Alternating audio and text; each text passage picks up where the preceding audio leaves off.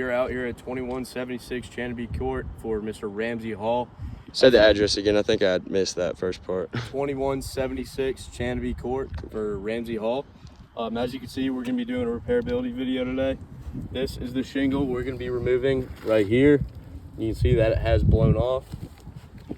Let's get into it. We're going to be as gentle as we can with getting up under these, trying not to lift. As you can see, this is already somewhat unadhered, And you have rust on that nail right there, meaning that water has started to intrude in that hole as well.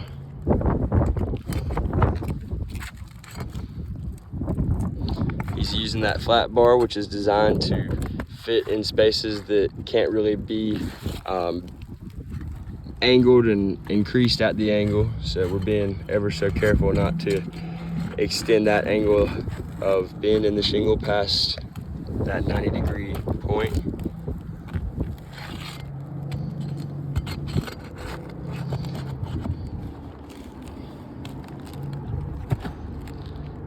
And Jacob is also going to be about as careful as anyone will be in the process of repairs. As soon as we send a crew out to repair the rest of these shingles, the same way that he's doing it, I can guarantee that they will do it no carefuler than this. You can also see in this, they've stuck 4 nails, 3 of which are all rusted right there.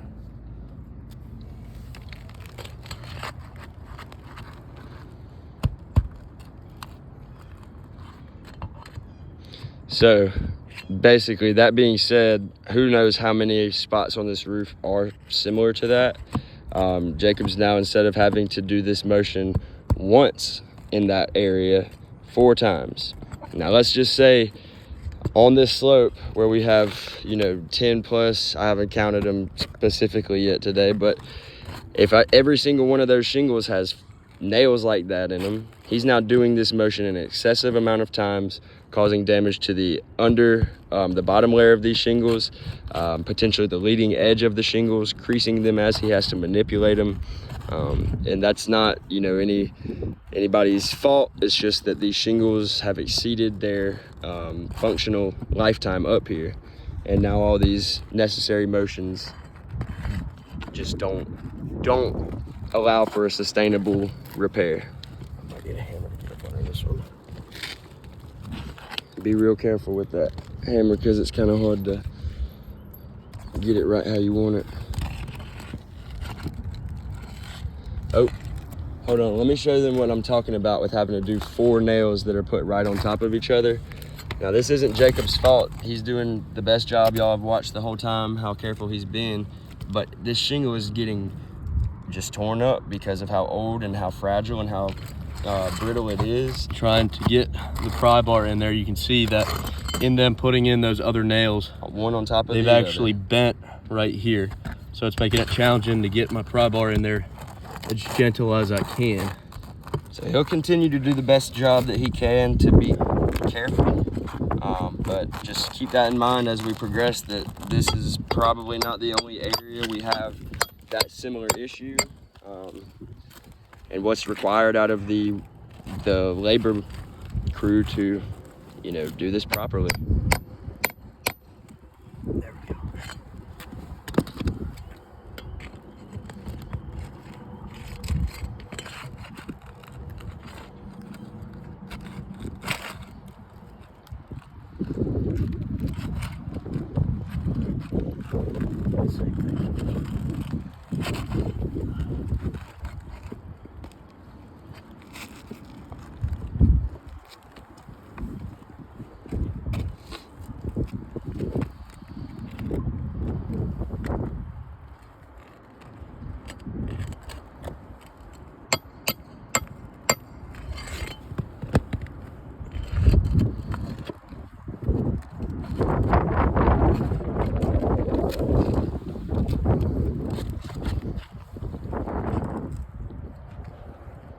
So just on that one tab of this shingle, he's been sitting here tussling and fighting with these 4 nails that are stuck in that one spot.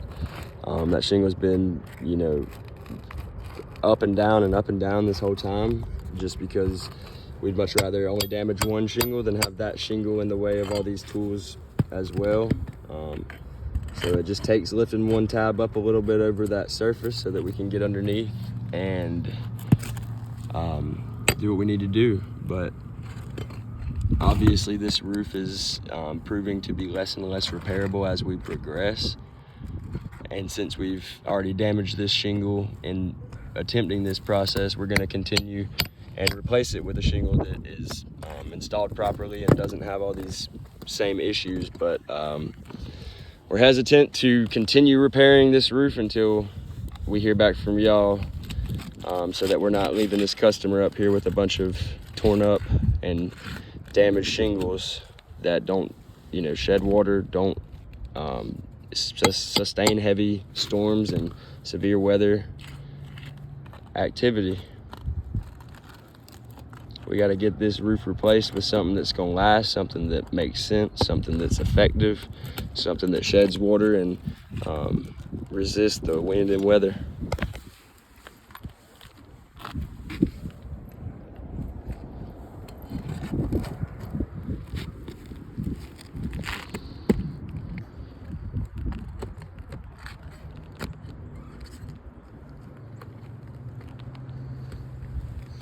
Do you remember the exact age of the roof? If not, it's fine. We don't. Not off the top of my head. Okay.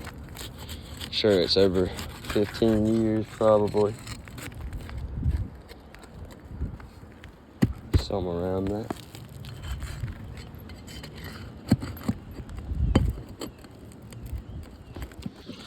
Still kind of stuck in that same zone over there, but being ever so careful.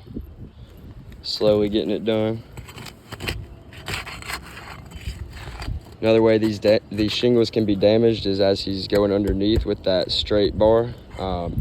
Just because the age again of these shingles up here, as he's scraping to get that nail unsecured from the decking board, it's causing damage to the face underneath where that bar is scraping on there.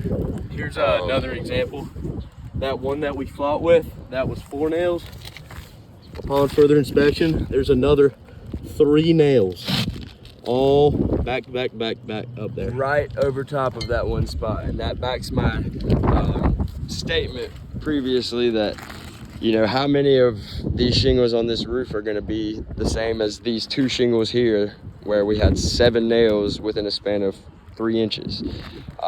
He's going to continue to be ever so careful and removing all these nails and repairing the shingle, keeping those angles at a as low as I possibly can. But in getting these, he's got 4 nails at the very top there to take out. So I'm having to lift it just ever so slightly, because you can see here, to get that nail out, I have to lift that much. It is just impossible to remove that nail he just pulled without lifting that shingle as he did. So that's the reason we decided to video this today, so that we can give y'all an idea of what it's going to look like after we do these repairs and how well that solution would work versus just taking care of the issue the right way. Jacob's done his best to not cause any damage to these things, but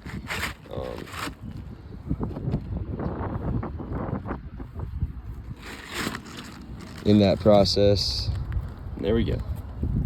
There's our damaged shingle right there. You can see all the trouble I had where there was these 4 nails stacked up here, but then there's 3 stacked up right there as well.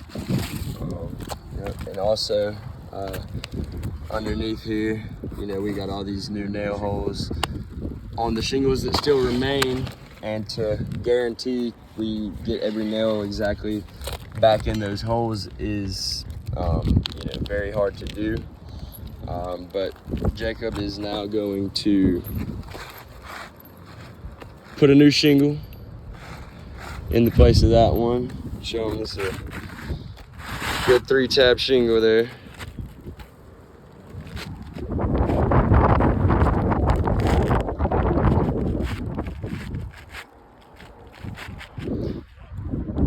already start to see some, slight creasing here on the face of that shingle down to the matting. Just a result of the motions it requires us to do in order to replace it. I'll keep on saying it, but got to make sure that it's understood how brittle these things are that we're working with here. He's doing his best to put this nail in, but as you can see, you got to pull that leading edge back away from that nail so that he is not beating this edge and chipping the shingle with that hammer. We want to do everything we can to keep these shingles one solid piece, one seamless layered shingle. We want that fiberglass matting to stay within the asphalt and the granules and not be exposed to the weather.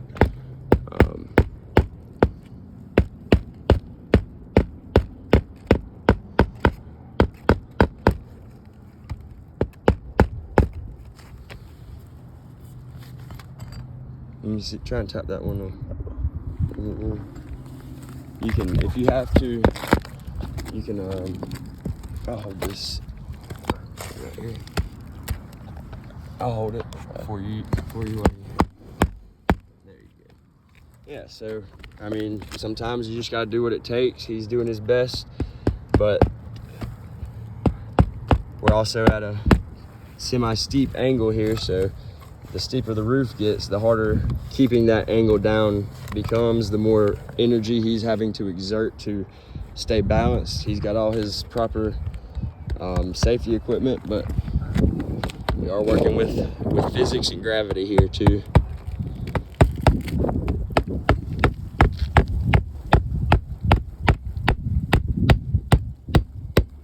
Very nice. Sorry, you gotta keep grabbing them off that sweaty palm.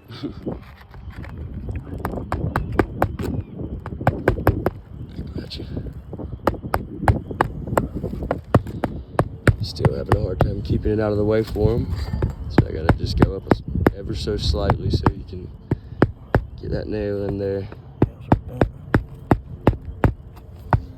I got some new ones if you want to just cut a couple off of that roll. Hold these, and you can put those in my bag, but grab me that roll right there with the clip, the pliers, that nail roll. Yeah, and then hand me those little blue pliers in there.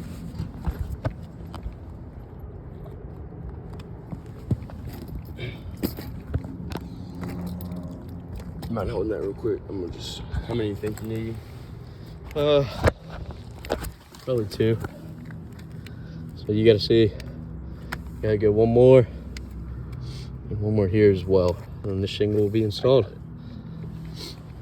Well, I guess you can do it quicker than me. You can see there's already creasing right here, right there. There's been some creasing there as well. However, we aren't done yet, so we're gonna finish up, and there ends up being more. Unfortunately, that's what happens.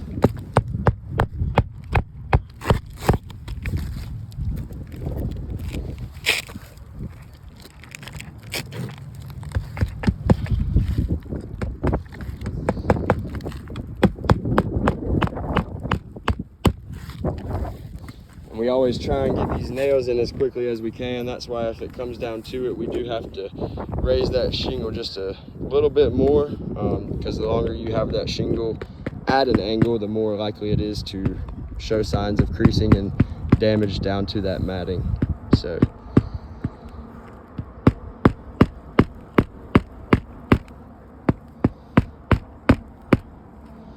doing everything. That is all the nails in this repaired shingle.